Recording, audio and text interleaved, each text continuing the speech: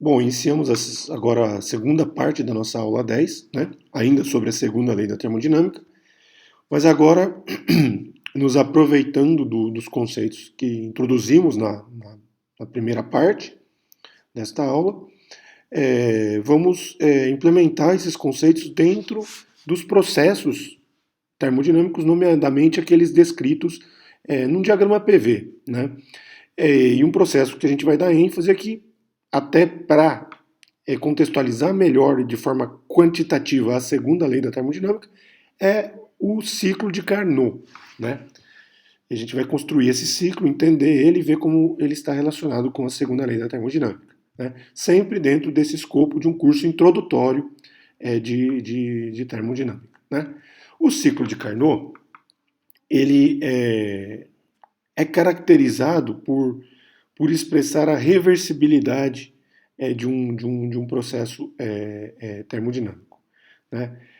E, sobretudo, permitir identificar qual é o máximo rendimento que pode se obter num ciclo, né?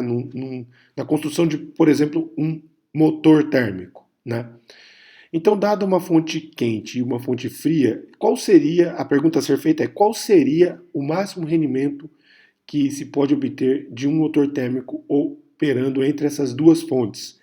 Uma temperatura T1 maior, mais quente, e outra temperatura T2 menor, mais fria, né? Em correspondência com aqueles diagraminhas da aula anterior, né? É, a gente sabe, né, como a gente também introduziu na aula anterior, que para determinados processos a gente tem percepções evidentes da irreversibilidade, né? Uma delas, por exemplo, é naquele exemplo que demos do bloco com a força de atrito, né? A existência de atrito, então, vai levar a uma redução no rendimento, né, de um processo, porque a energia mecânica se transforma irreversivelmente em calor, né? É, corpos a temperaturas diferentes se colocados, um outro exemplo, né, corpos a temperaturas diferentes colocados em contato térmico, né, transferem calor sempre do corpo mais quente para o corpo mais frio de forma irreversível, né? Lembrando que esses dois fenômenos são contextualizados pelos enunciados de Kelvin, o primeiro deles, né, e de Clausius, o segundo deles, né? Agora nós estamos interessados não em processos que a gente consiga quantificar todos os elementos envolvidos: calor, trabalho, rendimento, no caso de refrigerador, coeficiente de desempenho, né? Então a gente precisa sistematizar o raciocínio para descrever isso daí, e nada melhor do que lançar mão do nosso diagrama PV, né? Esse diagrama PV, duas isotermas, né, como já aprendemos lá no capítulo 9, elas têm esse padrão aí, né, gráfico. Uma correspondente a uma temperatura T1 maior que a temperatura T2, que está em vermelho, temperatura T1 mais quente, maior que temperatura T2, que está em azul, né? E a gente introduz, para fechar o ciclo, duas curvas adiabáticas, né?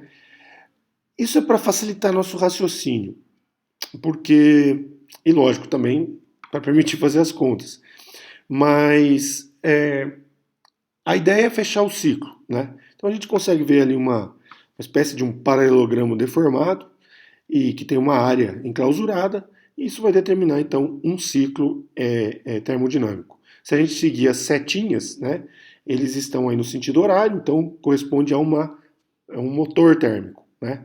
O trabalho realizado é positivo, né? Então é um motor térmico, tá? Então esse processo corresponde então a um sistema físico onde a gente tem uma entrada de calor Q1 a uma temperatura T1, processo isotérmico. Depois a gente tem uma expansão, né? Nesse processo a gente tem uma expansão volumétrica, né? E essa expansão depois continua de forma adiabática, sem troca de calor, né? Pela setinha verde. Depois a gente vai passar por um processo de compressão volumétrica com um ceder de calor quantidade Q2, né, pela curva azul, e termina com um novo processo adiabático, né, para chegar então de volta ao ponto inicial do ciclo, tá bem? Ilustrando esse motor térmico, né, agora com os processos, a gente tem mais ou menos isso, né? No processo 1, está lá em contato com a fonte quente, um determinado volume, né? Ele vai receber um calor Q1, vai ter uma expansão isotérmica até o estado 2, né? Esse estado 2, então, é de um volume maior. Essa expansão continua de forma adiabática até chegar a um estado 3.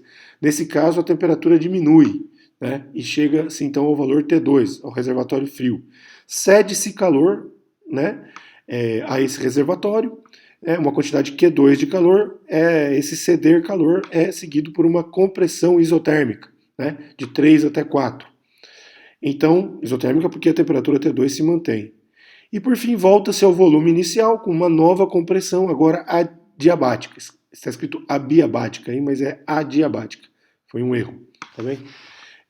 Então é mais uma compressão adiabática, até trazendo o sistema de volta à configuração 1.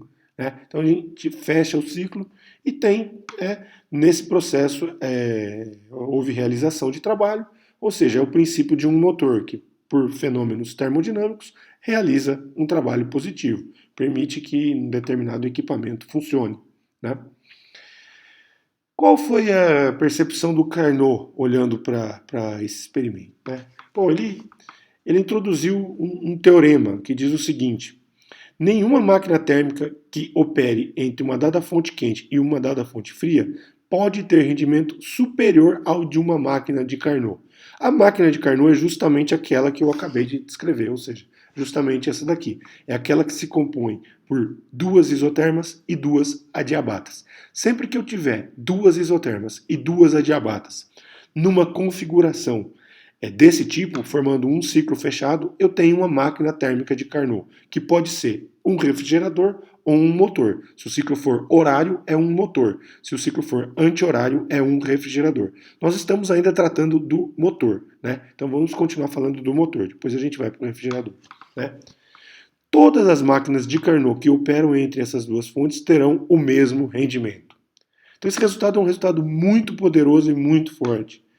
Ele diz o seguinte, que basicamente essa última frase, essa segunda... Então são duas colocações aqui de Carnot, que é importante a gente esmiuçar. Na primeira delas, ela diz que o máximo rendimento ocorre para uma máquina de Carnot, ou seja, para uma máquina desse tipo. Se eu trocar uma máquina dessa daí por uma máquina com duas isocóricas e duas isobáricas, uma espécie de um retângulo, né, no diagrama PV, e escolher esse retângulo tal que a área seja igual a essa área aí, né, ou seja, tenham o mesmo trabalho, né, eu vou perceber que nas contas que eu fizer, o rendimento, né, vai dar menor. A do retângulo vai dar menor do que esse paralelogramo deformado. Né?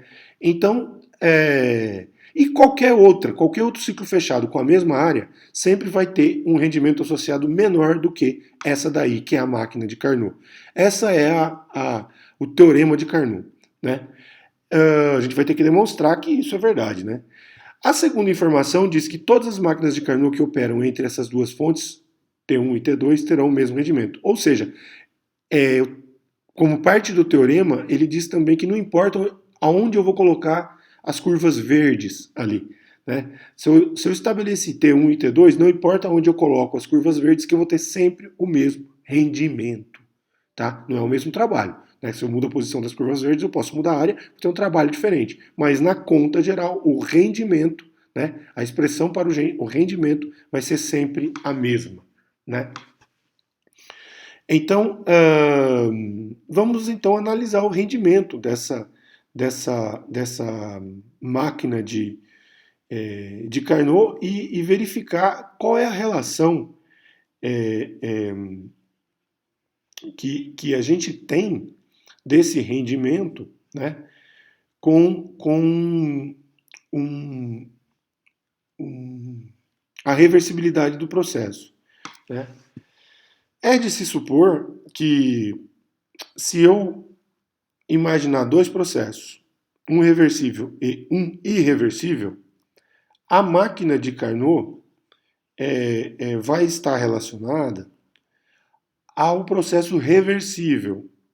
Por quê? Porque no irreversível eu vou ter uma degradação da energia, né? Uma impossibilidade de recuperar o ciclo. Então ela não vai ser aquela que proporciona maior rendimento, né?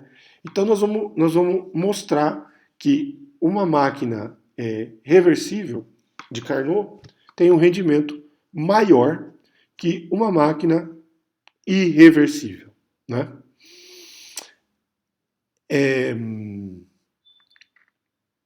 Vamos então recuperar a definição de rendimento. O rendimento de um motor térmico corresponde ao trabalho dividido pelo calor que é fornecido ao sistema a partir do reservatório mais quente. Ou seja, módulo de W dividido por módulo de Q1. As contas são em módulo, tá? Vamos, para organizar o raciocínio e a comparação, né, pressupor que os trabalhos, seja do processo reversível que eu quero analisar, seja do processo irreversível que eu quero analisar, são os mesmos, né? Então a diferença vai tá nos calores, tá? Então só para fixar, né, as contas, a gente assume que os trabalhos são os mesmos, né? Lembrando que a expressão para o rendimento, a gente recapitula que o trabalho em módulo é igual ao Q1 em módulo menos o Q2 em módulo para um motor térmico, né? Então essa expressão para o rendimento envolve aí apenas essa lembrança aí da definição do trabalho, né, do resultado do trabalho, né? Para provar que o rendimento da máquina de Carnot é o maior, eu vou fazer uma proposta absurda. Eu vou supor que ele é menor, né? Eu vou provar por absurdo, então. Eu vou supor que ele é menor do que o do irreversível. Então eu vou supor que o rendimento do reversível é menor que o rendimento do irreversível, né? Eu estou usando o símbolozinho de linha, né? Q', para denotar os calores associados ao processo irreversível, tá? E sem linha para denotar os calores associados ao processo reversível, né? Então, olhando para as expressões ℏr e ℏi do rendimento, se eu assumo que ℏr é menor que ℏi, eu olho para a segunda igualdade, para o segundo termo da igualdade, aquela que envolve o trabalho, né? Eu noto que se os trabalhos são iguais, então se ℏr é menor que ℏi, então o Q', né, ele é menor que o Q1' é menor que o Q1, né? O Q1' é menor que o Q1.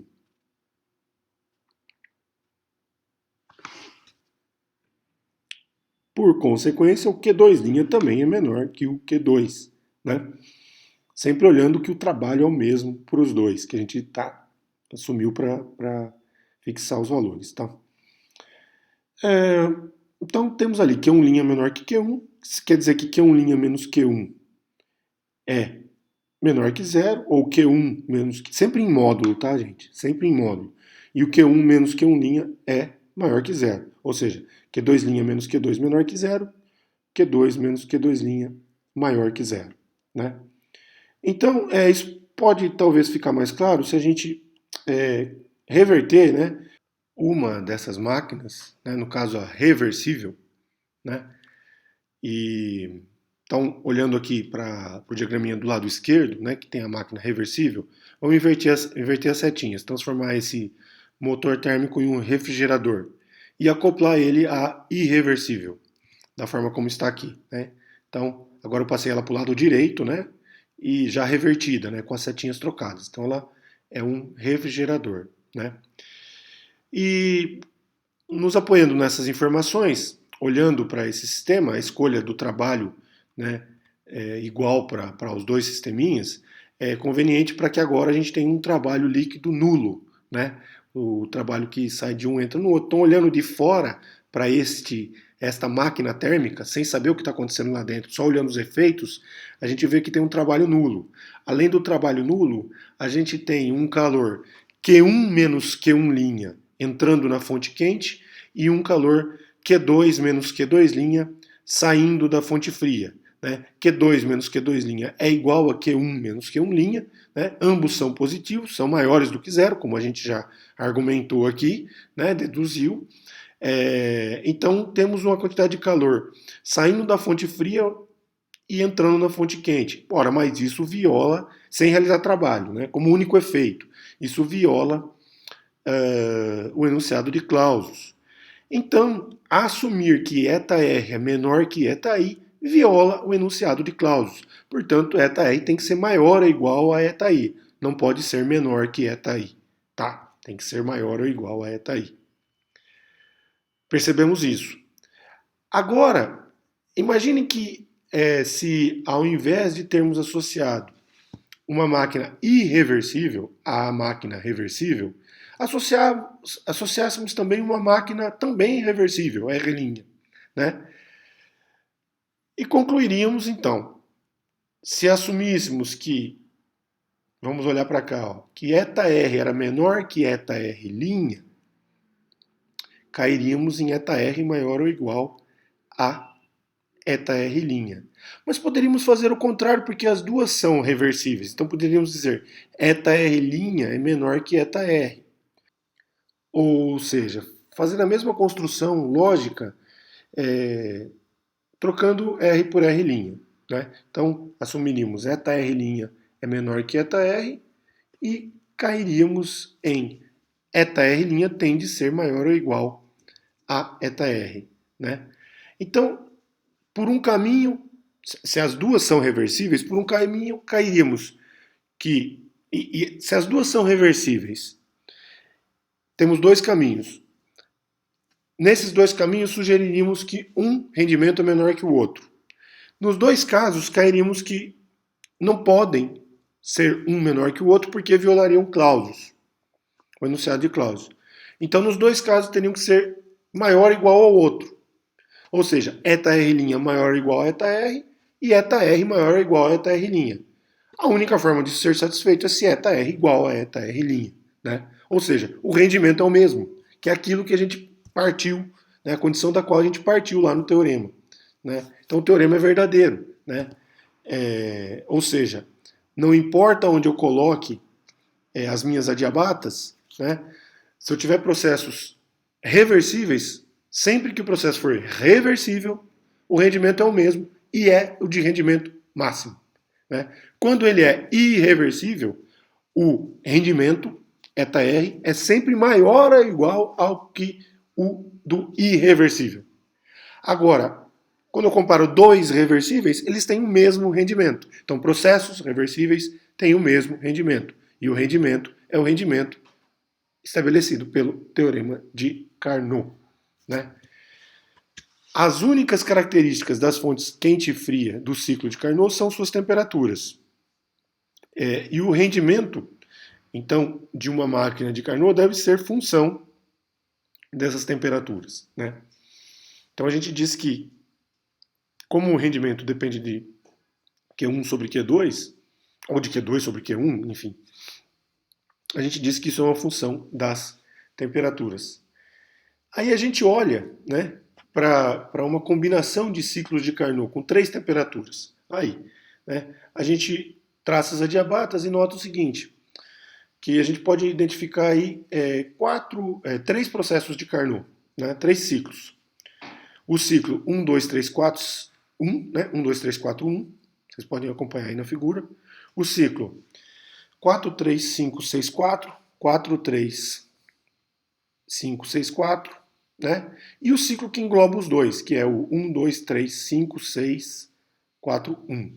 Né? Ou do jeito que eu escrevi ali, 1, 2, 5, 6, 1, né? Pegando só as quinas aí do diagrama. Né? Seguindo então o mesmo raciocínio, né? No primeiro ciclo 1, 2, 3, 4, 1, Q1 sobre Q2 seria a função de T1 e T2, ou seja, as duas adiabatas envolvidas aí, a do vermelho escuro e a do vermelho clarinho, cor-de-rosa. Depois a do ciclo 4, 3, 5, 6, 4 é Q2 sobre Q3, né, relacionado ao rendimento. Então é a função de T2 e T3, são as isotermas aí do T2 e do T3, né? Eu disse adiabatas antes, mas não, são isotermas, né? As coloridas, não, as verdes são adiabatas e as demais são isotermas, só para ficar claro. Por fim, lá no 1, 2, 5, 6, 1, né? São as duas externas, T1 e T3, né? Q1 sobre Q3 é uma função de T1 e T3, né? Bom, multiplicação simples, a gente vê que Q1 sobre Q2 igual a Q1 sobre Q3 vezes Q3 sobre Q2, né? Como está indicado. E se eu substituir, então, essas relações com as funções de temperatura, eu chego nessa expressão, né? F de T1, T2 é igual a F de T1, T3 sobre F de T2, T3, né? Ou seja, o que depende de T1 está no numerador e o que depende de T2 está no denominador. Então é natural que a gente reescreva essa expressão como no quadro em vermelho, uma função de T1 dividido por uma função de T2. Lembrando que F de T1 e T2 não depende de T3, né? Então o lado esquerdo não depende de T3, portanto o lado direito não deve depender de T3. Concluímos então que Q1 sobre Q2 nada mais é do que uma função de T1 sobre uma função de T2, né? Que função é essa? Bom, para um gás ideal, a gente sabe como calcular os calores, né, em processos isotérmicos, e a gente vai concluir que essa função, então, é uma função linear de T. Então, que Q1 sobre Q2 é igual a T1 sobre T2, né? Quando, no caso de termos um gás ideal, tá? E temos, então, o conhecimento da equação de estado e aquela dependência da temperatura para a equação de estado, né? Então, ele é uma função da temperatura, né? As quantidades de calores são funções de temperatura. Dessa maneira, a função linear de temperatura, tá? Sendo assim, a expressão para o rendimento acaba sendo escrita dessa forma, pura e simplesmente como 1 menos T2 sobre T1, onde T2 é menor que T1. T2 do reservatório frio, T1 do reservatório quente, né? T2 do reservatório frio, T1 do reservatório quente. O mesmo vale para o coeficiente de desempenho do refrigerador, né? Pode ser escrito em função das temperaturas da forma como está expressa aí no segundo retângulo em vermelho, terceiro retângulo em vermelho, né? Então esse resultado é muito importante, porque ele diz que no ciclo de Carnot, o rendimento vai depender só da temperatura das fontes que estão proporcionando o funcionamento da máquina térmica, né? E isso é muito importante. Tão importante quanto lembrar que as temperaturas aí têm que ser colocadas em Kelvin, né? Porque existe uma relação direta com o zero absoluto, né? Notem, ó, para o rendimento, se a única forma de atingir um rendimento de 100%, né, ou eta igual a 1, é se o T2 for zero, né? Ou se T1 for infinito, mas T1 infinito não temos, né? T2 for zero, ou seja, só quando o reservatório frio for no zero absoluto, né?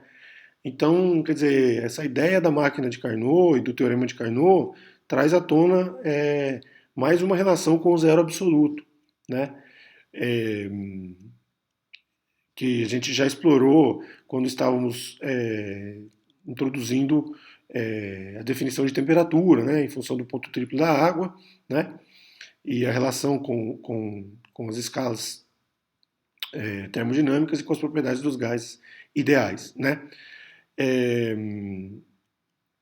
Então,